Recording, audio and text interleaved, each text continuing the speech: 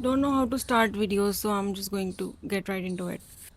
कुछ टाइम पहले मैंने एक रील बनाई थी अपने इंस्टाग्राम पे जिसमें मैंने बात करी थी कि कैसे अष्टम स्थान में जो ग्रह बैठे हैं उनसे रिलेटेड चीज़ें आपको सीक्रेटिव रखनी चाहिए और कैसे आपको कुछ होने से पहले, कुछ अकम्प्लिश करने से पहले दूसरों के साथ उसे शेयर नहीं करना चाहिए। तो आज हम उसकी और ज़्यादा उसको इन डेप्थ में समझेंगे और उसकी साइकोलॉजी, उसके अंदर की साइंस और उसके अंदर की स्पिरिचुअलिटी डिस्कस करेंगे। तो जब कुछ अच्छा होने से पहले आप किसी को बता देते हैं और आपको लगता है कि आपका जिंक्स हो गया है आपके साथ वो चीज़ होते होते रह गई है और तब आपको याद आता है कि आपके घर के बड़े लोग ये हमेशा से बोलते आ रहे हैं कि कुछ भी अच्छा होने से पहले किसी को मत बताओ, क्योंकि वो चीज़ मैनिफेस्ट होने में उसके चांसेस बहुत कम हो जाते हैं। सुनने में बहुत सुपरस्टिशियस लगता है, सुनने में ये बहुत इलॉजिकल सी चीज़ लगती है क्योंकि इसके पीछे कुछ साइंस नज़र नहीं आती है, लेकिन ये जब आप साधना करते हैं तो आपको एनर्जीज़ फील होना शुरू हो जाती हैं और आप ये एनर्जीज़ की सारी डायनामिक समझने लगते हैं। Physics and psychology and sciences like these become more and more evident and apparent to you. अपने अंदर की फीलिंग जब आप अपने अंदर ही रखते हैं तो वो एनर्जी कंटेन रहती है और वो मल्टीप्लाई होती है और वो और ज़्यादा पावरफुल बनती है और अंदर ही अंदर रह के वो एक्चुअल में मैनिफेस्ट होने में उसके चांसेस बढ़ जाते हैं।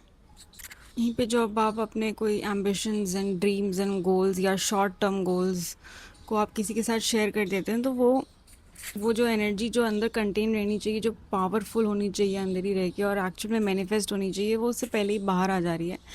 तो उसके चांसेस बहुत कम हो जाते हैं एक्चुअल में फिजिकल वर्ल्ड में मैनिफेस्ट होने में।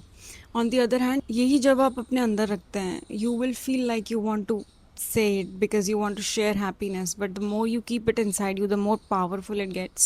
और ये सेम लॉजिक हम नेगेटिव इमोशंस पे भी अप्लाई करते हैं। जब हम डिप्रेस्ड होते हैं, जब हम एंग्शियस फील करते हैं या जब हम किसी बहुत ही बिटर मेमोरी या बिटर फीलिंग के से गुजर रहे होते हैं और हम उसे शेयर करते हैं दूसरों के साथ, तो हम क्यों हल्का महसूस करते हैं? Because now we have let that energy out and it is out in the world, it's not contained in our body any more, so we feel better about it. अगर आप अपने नेगेटिव इमोशंस को share नहीं करते हैं दूसरों के साथ, कि मैंने पहले भी बात की अपनी रील में इस बारे में कि वो इमोशंस अंदर ही कंटेन रहते हैं, वो इतने पावरफुल बन जाते हैं कि वो फिजिकल फॉर्म में मैनिफेस्ट होने लगते हैं। How? In the form of diseases, psychosomatic illnesses. Psychosomatic illnesses या साइकोसोमैटिक डिजीजेस वो बीमारियां होती हैं जो आपने अपने अंदर ही रखी हैं, जो इमोशंस आपने अपने अंदर ही रखे हैं बहुत सालों तक, उन्हें बाहर नहीं आने दिया है और अब वो फिज़िकल इलनेस के रूप में बाहर आ रहे हैं।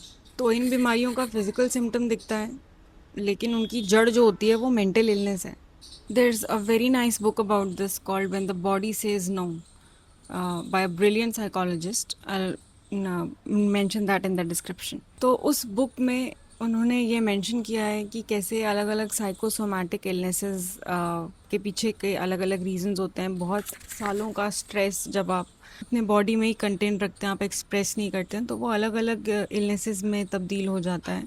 बहुत बार ये कैंसर भी बन सकता है। ऐसे नेगेटिव इमोशंस जब आप एक्सप्रेस नहीं करते हैं, they can take the form of cancer. कुछ कॉमन इलनेसेस वो हैं अल्सर्स, या जैसे क्रॉनिक पेन होता है which cannot be detected, and migraines is also one of the psychosomatic illnesses you experience when you contain anxiety or depression or stress inside yourself for a long period of time. तो ये जो negative emotions होते हैं बाहर ना आने के कारण ये आपकी बॉडी में ही कहीं पे ये सब कंटेंट हो जाते हैं, ये सब जमा हो जाते हैं और फिर कहीं ना कहीं से तो एनर्जी निकलेगी, energy has to get out, so it takes the form of illness. ऐसे कई लोग होते हैं जो ओवर अचीवर्स होते हैं, जो परफेक्शनिस्ट्स होते हैं, वो सेल्फ सैक्रिफाइसिंग बिहेवियर में बहुत बिलीव करते हैं, बहुत प्रैक्टिस करते हैं उसको, जो हाईली रिस्पॉन्सिबल, ओवरली रिस्पॉन्सिबल होते हैं। ऐसे लोगों को ये जो क्रॉनिक इलनेसेस हैं जो कि साइकोसोमैटिक हैं, ये होने के बहुत चांसेस होते हैं। ऐसे आप देखेंगे कि most of these people are suffering from some और द अदर क्रॉनिक इलनेस। कोई ना कोई बीमारी इन्हें है जो डिटेक्ट नहीं हो पा रही है, या डिटेक्ट हो भी रही है तो उसका सही से ट्रीटमेंट नहीं हो पा रहा है, वो ठीक नहीं हो पा रही है कुछ भी करके। वाई? बिकॉज ये जो सारे जो मैंने ट्रेट्स बताए हैं, ये इन सब के लिए आपको अपने अंदर एक नेगेटिव एनर्जी कंटेन करके रखनी होती है बहुत लंबे समय तक। बहुत लंबे समय तक। और इस वजह से ये बीमारियां होना ऐसे लोगों में बहुत प्रेवलेंट है, बहुत कॉमन है। वैसे तो ये जो ट्रेट्स मैंने बताए हैं ये बहुत ही अप्रिशिएटेड हैं सोसाइटी में, बहुत डिमांड में हैं। ऐसी चीज़ें, ऐसे ट्रेट्स एक इंसान में होते हैं तो वो इंसान को बहुत सराहना मिलती है, लेकिन this is not something one should be proud of. बहुत लंबे समय तक अगर आप ओवर रिस्पॉन्सिबल हैं, अगर आप हाई अचीविंग हैं, अगर आप सेल्फ सैक्रिफाइसिंग हैं, तो ऐसा कुछ है आप में जो आप कॉन्स्टेंटली अपने अंदर सप्रेस कर रहे हैं। कोई इच्छा या कोई कोई चीज़ जो आपको एक्सप्रेस करनी चाहिए वो आप एक्सप्रेस नहीं कर रहे। उसके साथ ही ये सारे ट्रेड्स आते हैं। परफेक्शनिज्म में भी एक सेट ऑफ बिहेवियर आप फॉलो करते हैं, and there is a lot of suppressing energy even when you have to be a perfectionist in something. तो उन सब के पीछे का यही लॉजिक है। When the body cannot express something for a longer duration of time, disease or illness is its last form of expression. जब आपके माइंड और बॉडी के पास कोई भी और ऑप्शन नहीं बचता है तो डिजीज़ में कन्वर्ट होना ही उसका ये एक लास्ट ऑप्शन होता है, और ये एक लास्ट तरीका होता है जिससे आपकी बॉडी आपको बताती है कि take action and express the energy. फिर से हम स्विच करेंगे पॉजिटिव इमोशंस ना शेयर करने वाले टॉपिक पे, और हम डिस्कस करेंगे कि क्यों वहाँ पे अगर आप अपने आप को कंट्रोल कर लेते हैं थोड़ा सा, तो वो एनर्जी कैसे पावरफुल बन जाती है और कैसे वो आपके ही बेनिफिट में काम करती है। सबसे पहले तो आप अपना 8वां घर चेक करेंगे अपनी कुंडली का। आपके 8वें घर को जो प्लैनेट रूल कर रहा है या वहाँ पे जो प्लैनेट बैठा है, वो चीज़ें आपको प्राइवेट रखनी है, वो चीज़ें आपको नहीं शेयर करनी है। और अगर आपकी स्कॉर्पियो लग्न है या स्कॉर्पियो राशि है तो आपको इन जनरली ज़्यादातर चीज़ें सीक्रेट रखनी है। ऑल्सो 8th हाउस से रिलेटेड जो चीज़ें होती हैं, इंसान उनको लेके थोड़ा सा इनसिक्योर होता है, थोड़ा सा अनकंफर्टेबल होता है in the initial stages of life. But the more you keep it as a secret, the more power it has to be manifested in real life in physical form. For example moon है तो आपको अपने emotions के बारे में नहीं share करना है, यू विल रिग्रेट इट। अगर आपका वीनस है 8th हाउस में तो आपको अपने रिलेशनशिप्स के बारे में नहीं शेयर करना है। ऑल्सो आपको अपने पैसे के बारे में नहीं शेयर करना है, कितना पैसा बना रहे हैं आप, क्या सैलरी है, कितने सोर्सेज ऑफ इनकम है। मर्क्यूरी है तो फॉर्मल एजुकेशन के बारे में या नेक्स्ट आप क्या प्लान कर रहे हैं, don't tell anybody about that.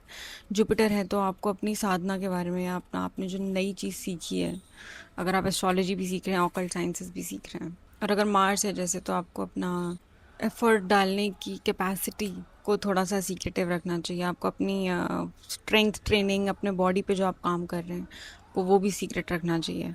जब आप कुछ एक्सपेक्ट कर रहे हैं, कुछ बड़ा होने वाला है या कुछ भी होने वाला है, कोई रिजल्ट आने वाला है, और आप उसके आने से पहले ही दूसरों के साथ शेयर कर देते हैं, अपने ही आप सोच लेते हैं कि अरे I have a feeling that I'm going to ace this test. I have a feeling that I'm going to excel in this. I'm going to win this competition.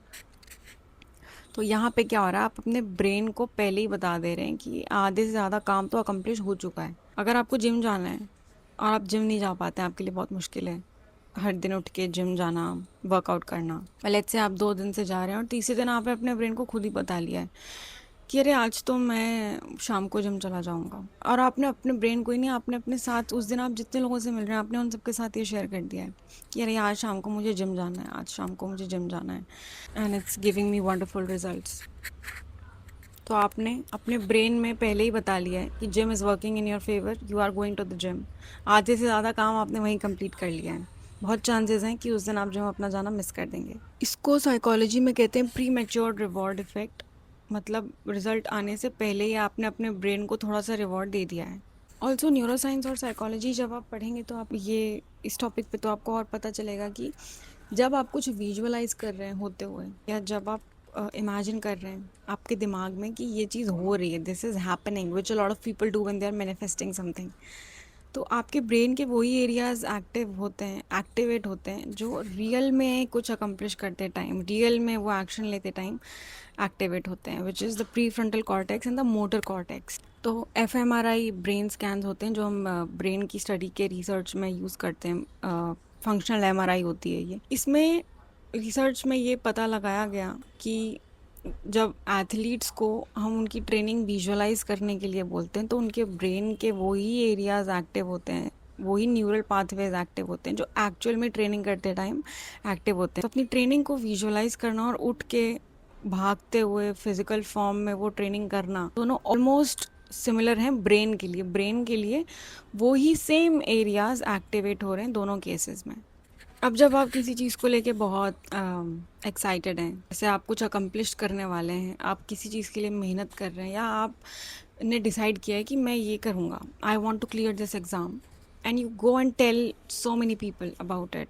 You go and tell everybody in your family, you go and tell everybody in your friend circle about this कि I am preparing for this exam, I am thinking of writing this exam next year, this year, whatever. आपके brain में जो reward के बाद dopamine release होना चाहिए वो पहले ही हो गया है कुछ हद तक, और वो जो मोटिवेशन आनी चाहिए बिना डोपामीन रिलीज हुए, वो मोटिवेशन भी थोड़ी सी लीक हो चुकी है, आप समझ लीजिए।